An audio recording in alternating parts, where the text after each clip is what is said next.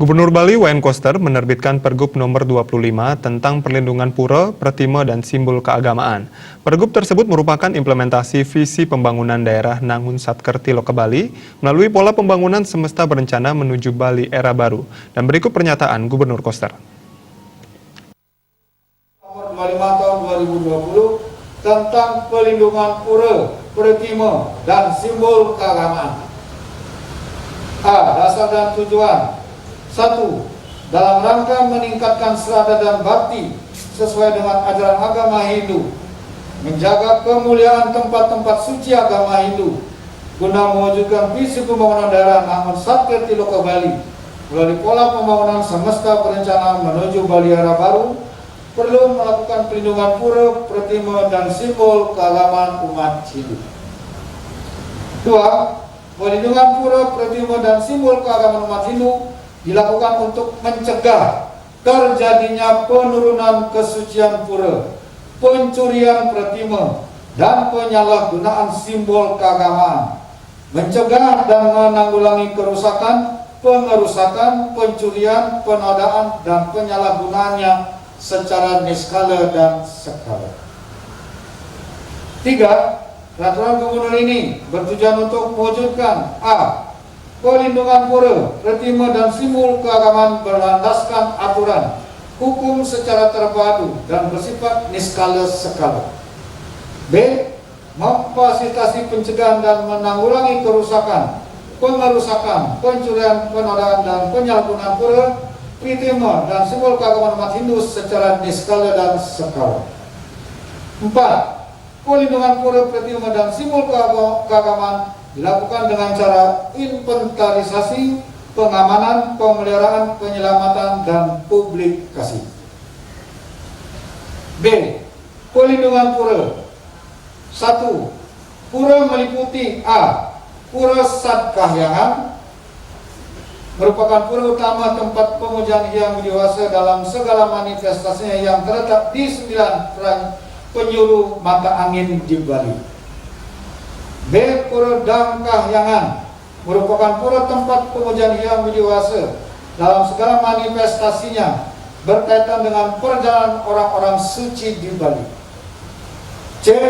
Pura Kahyangan Jagat, merupakan pura umum sebagai tempat pemujaan Hyang Widiwasa dalam segala manifestasinya. D.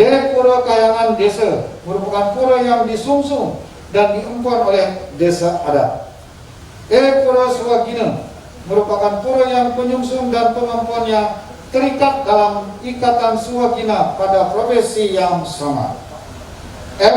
Pura Kawitan, merupakan pura yang pemuja terikat oleh ikatan leluhur berdasarkan garis keturunan purusa atau pewaris. Dan G. Sangkah atau Merajan, merupakan tempat persembahyangan keluarga. 2. Pengamanan pura dilakukan untuk mencegah kerusakan, pengerusakan, penodaan, dan penyalahgunaan pura. Pengamanan pura dilakukan oleh pengempon pura bekerja sama dengan desa adat dan perangkat daerah. Pengamanan pura dilakukan dengan melestarikan keberadaan pura yang memiliki nilai sejarah dan atau tinggalan terduga cagar budaya. Pelestarian dilakukan secara proaktif oleh pengempon atau masyarakat dengan melaporkan keberadaan pura yang memiliki nilai sejarah dan atau tinggalan terduga cagar budaya kepada instansi yang terkait. Setiap orang beragama Hindu dapat ikut serta dalam melakukan pengamanan pura setelah mendapat persetujuan dari pengempon pura, desa adat, dan perangkat daerah.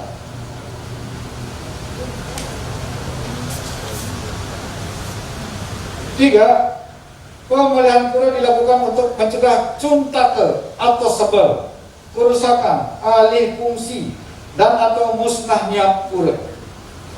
Pemeliharaan pura dilakukan dengan cara mencegah cuntake atau sebel, menjaga nilai kesucian pura, menggunakan klimat pura sesuai fungsi keagamaan, pendidikan, dan sosial budaya, menjaga keanekaragaman arsitektur pura, menjaga lingkungan pura yang bersih, sehat, hijau, dan indah, dan menggunakan sarana prasarana yang tidak berasal dari plastik sekali pakai. Cuntake atau sebal dicegah dengan cara melarang setiap orang yang dalam keadaan cuntake atau sebal memasuki pura. Melarang setiap orang yang tidak berhubungan langsung dengan suatu upacara, persembayangan, keadalan dan atau kegiatan kunjungan pura memasuki pura dan memasang papan pengumuman mengenai larangan. Jadi dalam peraturan gubernur dilakukan ini. Kalau tidak untuk tujuan membakti, dilarang masuk pura. Sekarang ini kan orang bebas.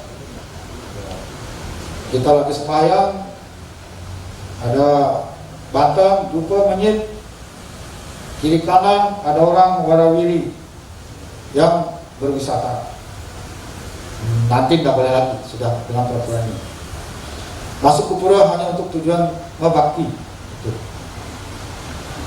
4. Penyelamatan pura dilakukan dengan cara revitalisasi dan restorasi.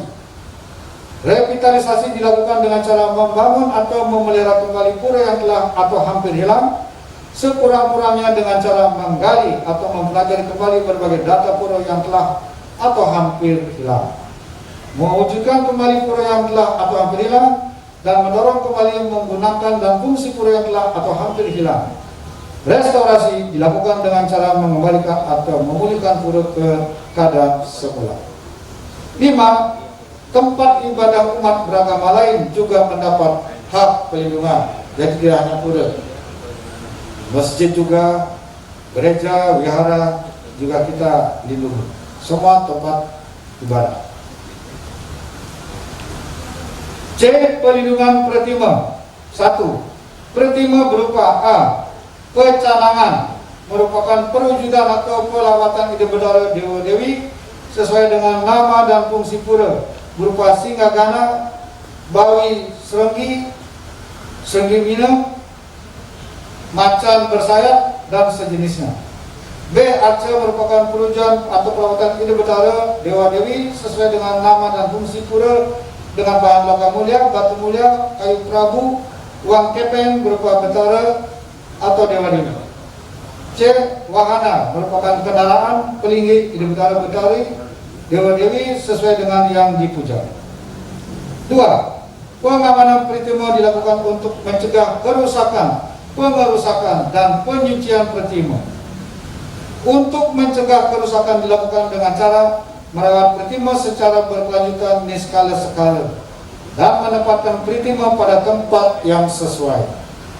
Untuk mencegah pengerusakan dan pencurian dilakukan dengan cara menjaga keberadaan pretima dengan menggunakan sarana tradisional dan atau modern, dan menempatkan pretima di rumah salah seorang pengempot atau pemangku sesuai tradisi setempat. 3. Pemeliharaan pretima dilakukan untuk mencegah kerusakan dan mempertahankan kesucian pretima. Pemeliharaan pretima dilakukan dengan cara merawat pretima sesuai bentuk dan fungsinya, memfungsikan pretima sesuai perwujudan serta situs, dan menjaga nilai kesucian pretima. 4. Penyelamatan pretima dilakukan dengan cara revitalisasi dan restorasi. Revitalisasi dilakukan dengan cara membuat kembali pretima sesuai dengan bentuk, fungsi, dan makna semula. Restorasi dilakukan dengan cara mengembalikan atau memulihkan pretima sesuai dengan keadaan dan kondisi semula. D. Pelindungan simbol keagamaan umat Hindu. 1. Simbol keagamaan umat Hindu meliputi aksara suci, gambar, istilah, dan ungkapan keagamaan, arca, prelingga, wahana, dan uperengga. A. Aksara suci paling sedikit meliputi Omkara, Kratahodra, Tri Aksara, Panca Aksara, dan Dasa Aksara. B. Gambar paling sedikit meliputi Acintya, gambar Dewata Nawasanga, dan gambar Dewa Dewi. C. Istilah dan ungkapan keagamaan merupakan istilah dan ungkapan keagamaan yang diyakini mengandung makna kesucian sesuai dengan sastra agama. D. Arca merupakan simbol Dewa Dewi. E. Prelingga merupakan perwujudan Dewa Dewi yang terbentuk secara alami. F. Wahana merupakan bentuk kenalan Dewa Dewi. G. Uperengga merupakan perlengkapan upacara keagamaan. 2. Pengamanan simbol keagamaan dilakukan untuk mencegah kerusakan, pengerusakan, pencurian, penodaan, dan penyalahgunaan simbol keagamaan. Pemerahan simbol keagamaan dilakukan untuk mencegah kerusakan, penodaan, dan penyalahgunaan simbol keagamaan. Hal yang sama untuk penyelamatan simbol keagamaan dilakukan dengan cara revitalisasi dan restorasi. Jadi saya kira ini satu peraturan gubernur yang betul-betul untuk menjaga kesucian pura, pertima, dan simbol-simbol keagamaan kita.